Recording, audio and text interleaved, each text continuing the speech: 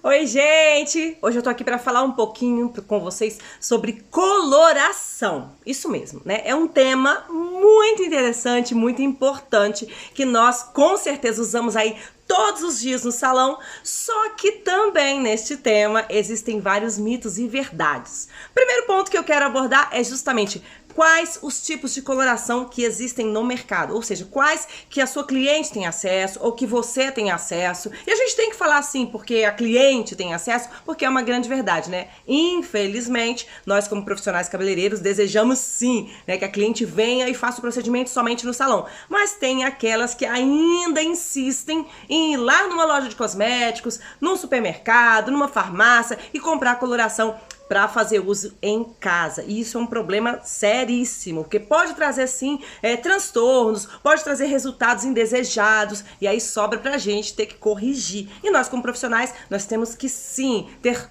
todo tato, todo cuidado para lidar com isso no nosso dia a dia, né? No dia a dia de salão. Principalmente quando chega uma cliente querendo trazer a sua própria coloração para a gente aplicar. Muito, muito cuidado. Você está empenhando o seu nome, o seu profissionalismo, tudo que você tem e que você buscou ter até o dia de hoje, né? Se capacitando, buscando informações, buscando cursos.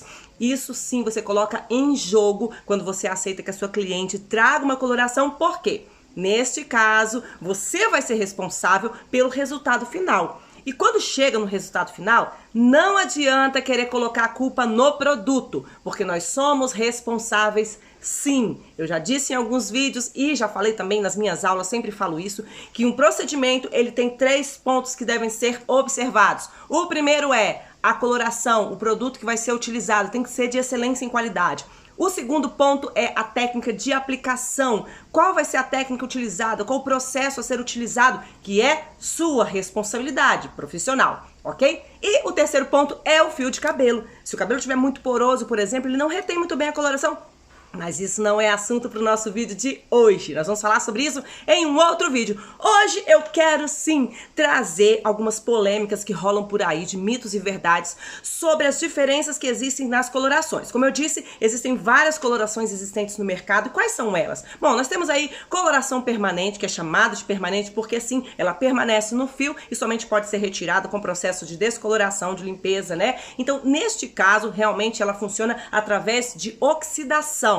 É uma coloração por oxidação, conhecida como coloração permanente. Temos também as colorações que são os tonalizantes, né? Que são chamados aí demi-permanentes também, ou semi-permanentes, ok? Temos as colorações que são os tonalizantes. Temos também coloração natural vegetal, coloração metálica progressiva e muitos outros pontos que podem ser abordados que eu vou puxar um pouquinho aqui somente para coloração e tonalizante para a gente não alongar mais o vídeo. Em outra oportunidade a gente vai falar assim sobre cada tipo de coloração que existe e eu vou dar as referências para vocês e dizer exatamente onde elas agem exatamente. Agora, eu quero focar, para tratar desse mito e verdade, eu quero focar na coloração permanente e no tonalizante. Gente, vamos entender de uma vez por todas que tonalizante tem o mesmo mecanismo de ação da coloração permanente.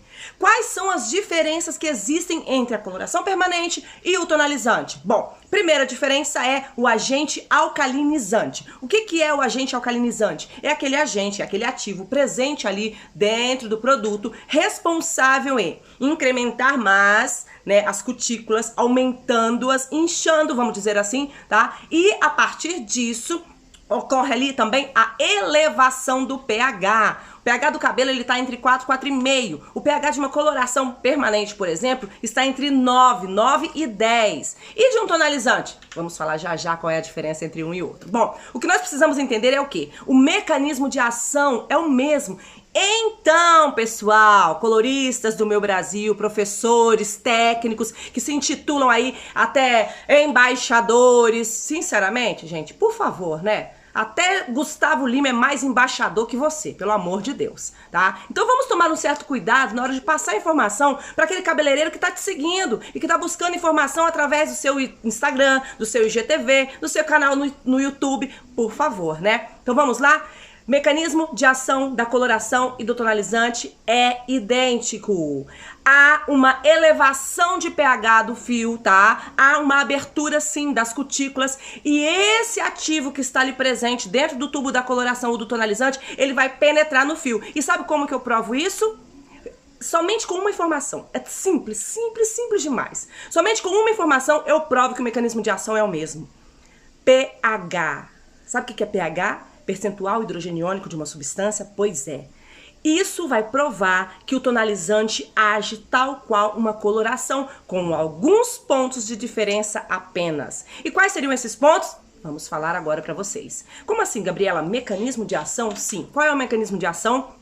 Elevação do pH, abertura das cutículas para que o processo aconteça dentro do córtex, dentro. E tem gente por aí dizendo que coloração permanente age dentro do córtex e tonalizante age externamente com uma leve penetração. Gente, pelo amor de Deus, vamos pensar nos resultados. Eu te convido agora a pensar nos resultados dos tonalizantes que você tem utilizado aí no seu salão. Detalhe, tonalizantes de linha profissional, tonalizantes que realmente têm qualidade e excelência em qualidade, tá? Por quê? As propostas dos tonalizantes é, sim, até mesmo a fazer a cobertura de um branco. Sim, ter durabilidade. A única diferença é que o agente alcalinizante, como eu estava dizendo, ele abre sim, ele alcalino. O nome é alcalino, é agente alcalinizante. Automaticamente, tudo que é alcalino, gente, é acima de 7 o pH. Automaticamente, tudo que é acima de 7 pH promove uma abertura da cutícula. É tão simples isso e é tão fácil explicar isso, por que complicar, não é mesmo? Falando nisso, falando nesse pH, vamos então entender quais são essas diferenças aí desse agente alcalinizante? Na coloração permanente, eu tenho um agente alcalinizante que é o hidróxido de amônio, ok? Hidróxido de amônio que tem um pH entre 9 e 10. No tonalizante, eu tenho como agente alcalinizante, porque sobe o pH, aumenta o pH do cabelo. Eu tenho como agente alcalinizante a monoetanolamina ou etanolamina, que são os mais utilizados para os tonalizantes, que também tem o pH entre 8 e 9. Gente, o que significa isso? Se o pH está entre 8 e 9, significa que vai abrir as cutículas, sim, vai penetrar no córtex, sim, e que a transformação química vai acontecer aonde? Entre as cutículas. Pelo amor de Deus. Outro dia, sinceramente, né, eu vejo alguns vídeos aí na internet e eu estava vendo alguns vídeos e eu fiquei assim, horrorizada, não tem como falar outra palavra, tá? Vendo determinadas pessoas aí dizendo que um tonalizante sai com 8 lavadas. Pelo amor de Deus. Há 20 anos atrás, há 25 anos atrás, 20 mais ou menos, quando foram lançados os primeiros tonalizantes, essa era a proposta das empresas que lançaram os primeiros tonalizantes. Ah, porque o tonalizante sai com 20 lavadas. Hoje em dia não existe mais isso. Hoje em dia a tecnologia está tão avançada que os tonalizantes inclusive cobrem fios brancos. Qual seria a diferença então vou dar uma referência, né? De diferença entre a coloração e o tonalizante no mecanismo de ação. Mecanismo de ação. Eleva o pH, abre cutícula, penetra no córtex. Os pigmentos que estão contidos ali, seja na coloração ou seja no tonalizante, são oxidados, sim. Se formam, sim. Dentro do fio, sim. Só podem ser removidos, sim, com processo de descoloração de ambos, tanto coloração quanto tonalizante. Não adianta falar que é diferente, gente. Na prática, a pessoa vai tentar fazer e não vai funcionar. Imagine se fosse fácil assim. Ah, porque o tonalizante sai com 8 lavadas. Eu passo um tonalizante no meu cabelo, daqui 8 lavadas ele pega e sai e muda a cor. Não é assim, gente, por favor. Há sim uma oxidação do pigmento dentro do córtex e não é entre as cutículas. A diferença entre esses agentes alcalinizantes é qual? E essa é a referência principal entre um e outro, ou seja, entre uma coloração e um tonalizante. A referência principal qual é? Esses agentes alcalinizantes agem de maneira diferente. Como assim? Hidróxido de amônia age mais rápido. Por ele agir mais rápido, eu consigo clarear o cabelo natural. Como assim, Gabriela? Ah, eu tenho um cabelo lá na altura de 5, natural, pigmento natural, tá? Altura de 5. E esse cabelo 5, eu consigo chegar no 7, eu consigo chegar no 8, de acordo com a volumagem utilizada e com o processo utilizado. Ponto. Ele tem o poder de clarear. Então, a coloração tem o poder de clarear o cabelo natural. Já os tonalizantes, que contém ali o agente alcalinizante, monoetanolamina ou etanolamina, agem mais lento. A monoeta, ela age mais lento. E por conta disso, ela não tem o poder de clareamento. Ela age mais lentamente, mas ela age. Ela age sim, e ela penetra dentro do córtex sim. Então, o que é o mito e verdade de hoje? Bom, mito e verdade. Tonalizante, sim, penetra dentro do córtex, sim, age no mesmo mecanismo de ação que a coloração, sim. A única diferença é que são agentes alcalinizantes diferentes, mas que sim, elevam pH, abrem a cutícula, promovem a abertura e a transformação é no córtex, não é externa. Então para de dizer que a ação do tonalizante é só externa, com leve penetração. Isso é mentira! Isso é mito, isso não é verdade. Então vamos trazer a verdade aí para aqueles profissionais que respeitam o nosso trabalho e têm buscado informação através das nossas redes sociais, ok? Então fica essa aí para vocês no dia de hoje, mito e verdade sobre coloração e tonalizante. Tonalizante, sim, tem o mesmo mecanismo de ação. A diferença é que os agentes alcalinizantes são diferentes. Ah, Gabriela, a monoeta ela é mais suave? Eu não gosto de usar essa palavra, mas sim, a monoeta, pelo fato dela agir mais lentamente, ela é mais aceitável, por exemplo, em cabelos com processos químicos de alisamentos, relaxamentos, progressivas, simplesmente pelo fato de ela ter um mecanismo de ação mais lento.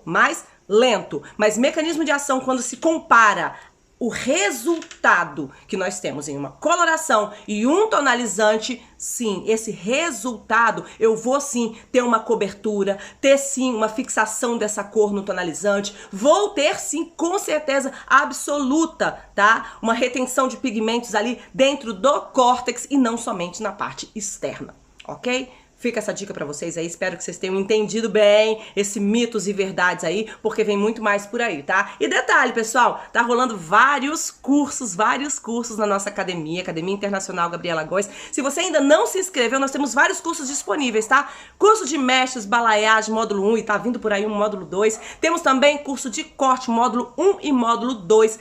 Colorimetria, um curso topíssimo também, então não fique de fora. Quer conhecimento? Quer ser um profissional em excelência? Vem com a gente. Te espero no próximo vídeo.